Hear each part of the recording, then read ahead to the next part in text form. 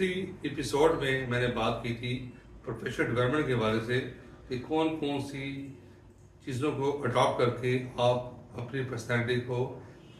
As a professional के तौर पे सोसाइटी के सामने ला सकते हैं। उसी को कंटिन्यू करते हुए मैं कुछ चीज़ें आपको बताऊंगा जो कि मैं समझता हूँ कि पर्सन के अंदर इसका वैक्यूम है, इसका एक स्पेस है जिसको आप फुलफिल कर सकते हैं with your professional skills. Number 1, Pakistan के अंदर आप एक प्रोफेशनल ट्रेनर बन सकते हैं sales for the management sciences के और डिफरेंट इंडस्ट्रीज़ के लिए, खासतौर पर जापानीज मैनेजमेंट के एक ट्रेनर बन सकते हैं जिससे आप इंडस्ट्रीज़ को, बिजनेस को ग्रो करने में उनको हेल्प आउट कर सकते हैं और एक अच्छी अर्निंग कर सकते हैं। सिमिलरली आप एक प्रोफेशनल सर्विस प्रोवाइडर बन सकते हैं,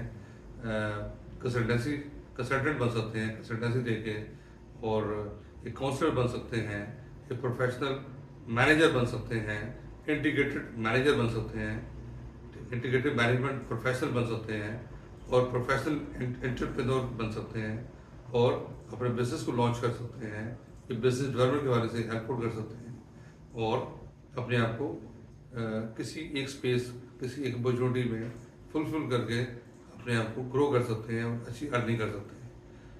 तो मुझे उम्मीद है कि यंग जो स्टूडेंट्स हैं, जो ग्रेजुएट हो रहे हैं यूनिवर्सिटी से, उनको ये बातें उनके लिए बहुत ज़्यादा हेल्पफुल साबित होंगी। अगर फिर भी कोई प्रॉब्लम हो किसी किस्म की तो ई-विजन से रब्ता करके आप काउंसलिंग, कंसल्टेंसी, वर्कशॉप्स की फैसिलिटीज़ हासिल कर सकते हैं। Thank you.